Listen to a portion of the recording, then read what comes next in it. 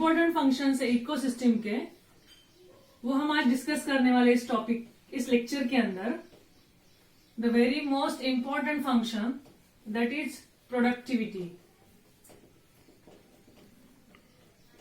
अभी तक आपको ये पता चल गया कि इकोसिस्टम क्या है, इसको डिस्कवर किसने किया है, इसकी डेफिनेशन क्या है, इसके कैरेक्टरिस्टिक्स क्या है, टाइप्स क्या है, ये कौन से स्ट्रक्चर से बना है, ये अब तक हमने प्रीवियस लेक्चर में डिस्कस किया है। अभी इकोसिस्टम एक्चुअली फंक्शन कैसे करता है, एक्चुअली वर्क कैसे करता है, वो आज हम इस टॉपिक में देखने वाले हैं, जिसके अंदर सबसे इंपॉर्टेंट है प्रोडक्टिविटी। अंदर प्रोडक्टिविटी मेन फंक्शन है इकोसिस्टम का। इट मीन्स इकोसिस्टम चलाने के लिए, कंपोनेंट को इंटरेक्ट होने के लिए एनर्जी चाहिए। तो एनर्जी वो कहाँ से मिलेगी? तो वो एनर्जी मिलेगी प्रोडक्टिविटी के through.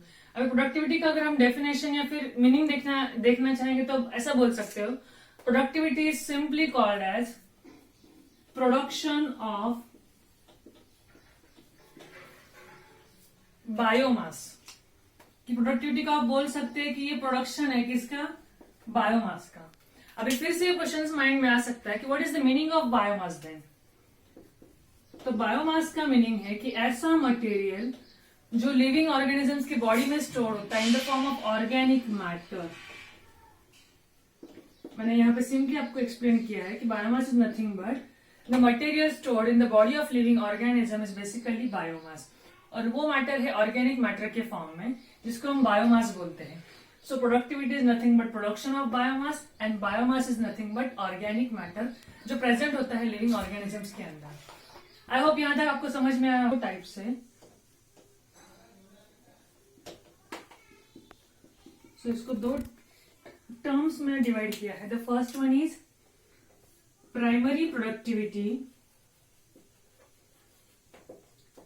And second is secondary productivity. दूसरा है सेकेंडरी प्रोडक्टिविटी। ठीक है, दो टाइप्स है यहाँ पे। पहला है प्राइमरी प्रोडक्टिविटी और दूसरा है सेकेंडरी प्रोडक्टिविटी। तो ये जो टाइप है इसको हम डिस्कस करेंगे वन बाय वन। अब पहले हम देखेंगे कि what exactly the meaning of primary productivity.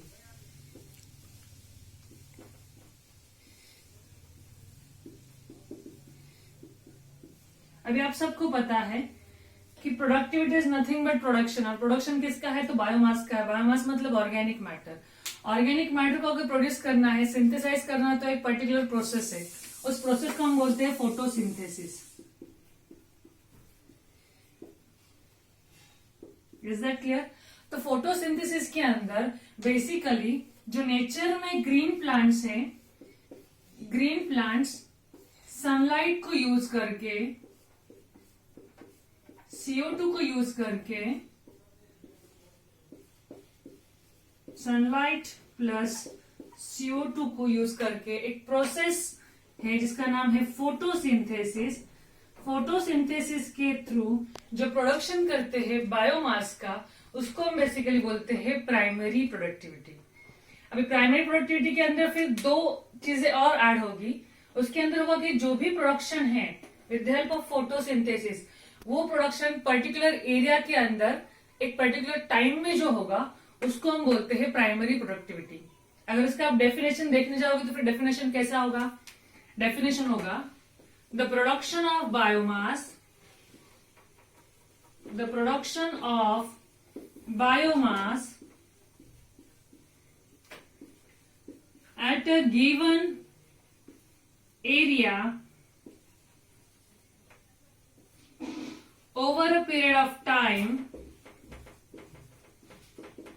during the process of photosynthesis, during the process of photosynthesis,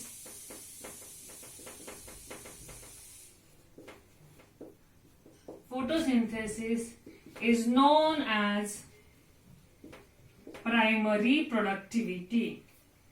कि जहां पे प्रोडक्शन होगा बायोमास का एक पर्टिकुलर एरिया के अंदर एक पर्टिकुलर टाइम में एक प्रोसेस के through, that is photosynthesis, is nothing but primary productivity. I hope अभी यहां तक आपको समझ में आया कि with the help of sunlight एक प्लांट्स CO2 और सनलाइट को यूज करके फोटोसिंथेसिस के थ्रू जो भी प्रोडक्शन करेगा उसको हम बेसिकली बोलते हैं, उस बायोमास की प्रोडक्शन को प्राइमरी प्रोडक्टिविटी। आई होप यहां तक क्लियर है प्राइमरी प्रोडक्टिविटी का meaning. Primary productivity exactly definition, तो प्राइमरी प्रोडक्टिविटी का एक यूनिट है, the unit of primary productivity is gram minus 2 power per year, और उसी का और एक यूनिट है ग्राम की एनर्जी के फॉर्म में, दैट इज किलो कैलोरी पर मीटर स्क्वायर पर ईयर। तो ये जो दोनों यूनिट है वो दोनों यूनिट एग्जाम में अगर ऑप्शंस में आते हैं इसमें से एक भी, तो भी आप इसको प्रॉपरली लिख सकते हो, या फिर प्रोडक्टिविटी को आप ऐसा भी बोल सकते हो सिंपली मैनर में, it is gram per metre square per year. But अगर ये ऑप्शन में नहीं रहेगा, ऑप्शन में अगर पावर -2 पर ईयर -1 रहेगा, तो आपको इसी ऑप्शन को सिलेक्ट करना है as per NCERT text book. I hope यहां तक क्लियर है आपको। अभी प्राइमरी प्रोडक्टिविटी के अंदर फिर से 2 टाइप्स है।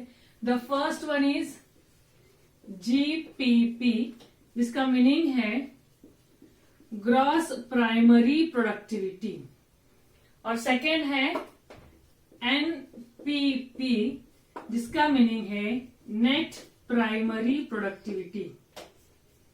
तो ये दोनों उसी के अंदर डिवाइड होते हैं, किसके अंदर? प्राइमरी प्रोडक्टिविटी के अंदर। अभी क्वेश्चन आएगा what is the meaning of gross primary productivity. अभी सिंपल तरीके से मैं आपको एक्सप्लेन करती हूँ यहाँ पे दोनों टर्म। मान लो with the help of sunlight plant ने फोटोसिंथेसिस के थ्रू ऑर्गेनिक मैटर को फॉर्म किया है, राइट? और उस ऑर्गेनिक मैटर को हम बोलते हैं बेसिकली बायोमास। तो उस बायोमास को फॉर्म किया है, तो जितना बायोमास फॉर्म हुआ है कौन से प्रोसेस के थ्रू? फोटोसिंथेसिस प्रोसेस के थ्रू, जो कि एक्चुअल बायोमास है, उस एक्चुअल बायोमास को बोलते हैं ग्रॉस प्राइमरी प्रोडक्टिविटी। ग्रॉस का मतलब होता है टोटल, टोटल बायोमास जहां पे बिल्कुल भी लॉस हुआ नहीं है, उसका जो एक्चुअल बना है, जिसको हम बोलते हैं ग्रॉस प्राइमरी प्रोडक्टिविटी। अभी क्वेश्चन आएगा what is the meaning of the net primary productivity. अभी नेट प्राइमरी प्रोडक्टिविटी के अंदर यही जो प्लांट्स है, इस प्लांट्स के अंदर मान लो कुछ अमाउंट में जो बायोमास है वो बायोमास रेस्पिरेशन के लिए यूज हुआ है, for the process of respiration. Even the cell division भी है, उसके लिए भी प्लांट्स रिक्वायर्ड बायोमास, और ग्रोथ एंड डेवलपमेंट के लिए। तो रेस्पिरेशन के लिए जो भी बायोमास यहाँ पे यूज हुआ है, एंड जो रिमेनिंग बायोमास बचा है उसको हम बोलते हैं नेट प्राइमरी प्रोडक्टिविटी। अगर सिंपल तरीके से आपको एग्जांपल चाहिए तो मैं बताती हूँ। फॉर एग्जांपल इस प्लांट ने मान लो 100 किलो कैलोरी बायोमास बनाया है, और 100 किलो कैलोरी बायोमास बनाया with the help of photosynthesis, जिसको हम बोलते हैं टोटल बायोमास। तो हमारा 100 किलो कैलोरी क्या हुआ? ग्रॉस प्राइमरी प्रोडक्टिविटी हुआ। यहां तक क्लियर है? और उस 100 में से प्लांट को रेस्पिरेशन के लिए 20 किलो कैलोरी लगा, जो हमारा लॉस के फॉर्म में है। तो 100 माइनस 20 अगर आप करते हो तो बचा कितना है? 80 किलो कैलोरी। और ये जो 80 किलो कैलोरी है इसको हम बोलते हैं net primary productivity. Is that clear? तो एनपीपी को आप ऐसे भी डिफाइन कर सकते हो कि NPP is nothing but GPP minus R, और आर इंडिकेट करता है यहाँ पर रेस्पिरेशन। जो ग्रॉस हमने देखा था 100 किलो कैलोरी, रेस्पिरेशन में लॉस हुआ 20 किलो कैलोरी, और जो हमारा बचा वो 80 किलो कैलोरी, उसको हम बोलते हैं नेट प्राइमरी प्रोडक्टिविटी। तो सिंपली अगर इसको डिफाइन करना तो आप कैसे डिफाइन करोगे कि GPP is nothing but total production of biomass with help of photosynthesis, जहां पे लॉस नहीं हुआ है। और एनपीपी को आप कैसे डिफाइन करोगे? The production of biomass minus respiration of that particular biomass, and the remaining amount of biomass is nothing but NPP. जो रिमेनिंग यहाँ पे कितना है हमारा, फॉर एग्जाम्पल के लिए 80 किलो कैलोरी। आई होप यहां तक क्लियर है कि प्राइमरी प्रोडक्टिविटी के अंदर जीपीपी और एनपीपी टाइप है, प्रोडक्टिविटी के अंदर प्राइमरी और सेकेंडरी टाइप है। आई होप यहां तक के अंदर ग्रॉस और नेट को देखा। अभी सेकेंडरी प्रोडक्टिविटी क्या है? सेकेंडरी प्रोडक्टिविटी को आप डिफाइन करोगे that is production of biomass in the body of consumer. For example with the help of sunlight biomass form हुआ है, ये तो आप सबको ही पता है, जहां पे ग्रीन प्लांट्स ने फोटोसिंथेसिस किया है, राइट। तो बायोमास सबसे पहले कहां पे हुआ, यहाँ पे फॉर्म हुआ।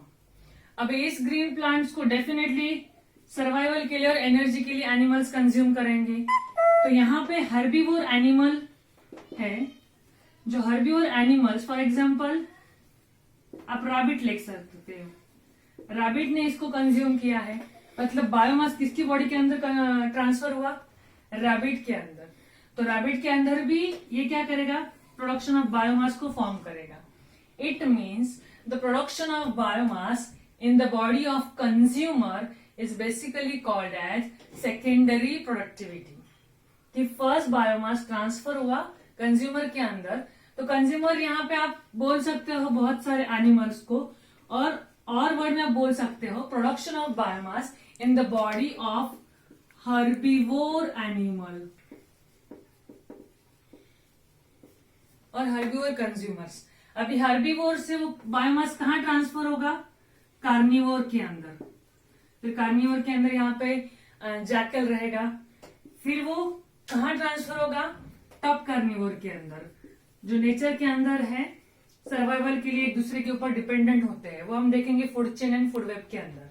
आई होप यहाँ तक समझ में आया आपको कि जो भी प्रोडक्शन है, जो प्रोडक्शन होता है किसका, बायोमास का, बट कहाँ पे होता है, बॉडी ऑफ कंज्यूमर के अंदर होता है। फिर वो कंज्यूमर हर्बीवोर रहेगा, वो कंज्यूमर कार्निवोर रहेगा, वो कंज्यूमर टॉप कार्निवोर रहेगा, उनके अंदर उनको हम बेसिकली बोलते हैं सेकेंडरी प्रोडक्टिविटी। एमसीक्यूज आ सकते हैं कि production of biomass in primary, secondary और टर्शनरी। तो कंज्यूमर्स के अंदर ये तीनों भी टाइप्स आते हैं, इनके अंदर जो बायोमास फॉर्म होगा उनको हम बोलते हैं सेकेंडरी प्रोडक्टिविटी। के अंदर हम देखेंगे कि सभी जगह पे प्रोडक्टिविटी एक जैसी नहीं है, मतलब जितने भी ग्रीन प्लांट्स है वो बायोमास बनाते हैं तो हर जगह पे एक जैसा नहीं है। आप देखोगे फॉरेस्ट के अंदर प्रोडक्टिविटी हाईएस्ट है, डेजर्ट के अंदर कम है, वही ग्रासलैंड में थोड़ा मीडियम है। द रीजन इज वहां पे अवेलेबिलिटी ऑफ वाटर है, जो बहुत इंपॉर्टेंट है प्रोडक्टिविटी के फैक्टर के लिए। उसके बाद अवेलेबिलिटी ऑफ सनलाइट है, आप देखोगे टॉपिक में सबसे ज्यादा अमाउंट में सनलाइट है, इसकी वजह से वहां पे मैक्सिमम प्लांट्स प्रॉपर में बायोमास फॉर्म करते हैं। सॉइल के अंदर मॉइस्चर होना बहुत जरूरी है, ड्राइनेस डेजर्ट में ज्यादा, इसके लिए डेजर्ट की प्रोडक्टिविटी बहुत लीस्ट है, बहुत कम है। नंबर ऑफ स्पेसीज है, अगर मान लो किसी पर्टिकुलर एरिया में बहुत कम प्लांट्स हैं तो डेफिनेटली वहां का बायोमास और प्रोडक्टिविटी बहुत कम रहेगी। तो ये बहुत सारे फैक्टर्स है जो बहुत इंपॉर्टेंट है। इसके अंदर सबसे इंपॉर्टेंट एक चीज है, जहां पे भी प्रोडक्टिविटी मेजर होती है पूरे वर्ल्ड के अंदर, वो प्रोडक्टिविटी हमेशा मेजर होती है ड्राई वेट के अंदर।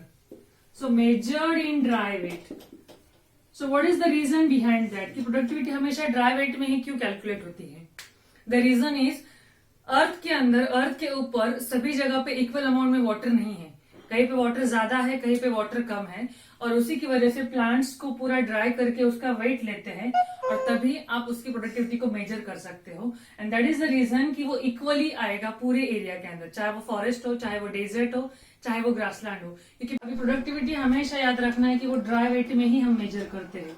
द रीजन इज कि अर्थ पे इक्वल अमाउंट में वाटर नहीं है, कहीं पे वाटर ज्यादा है, कहीं पे कम है। मान लो अगर आप पॉन्ड के अंदर की प्रोडक्टिविटी देखोगे एक्वेटिक की, तो एक्वेटिक में मैक्सिमम वाटर कंटेंट ज्यादा है प्लांट के अंदर, वही आप डेजर्ट की देखोगे तो वहां पे वाटर अवेलेबिलिटी बहुत कम है, तो दोनों का वेट एक्यूरेसी में नहीं आएगा।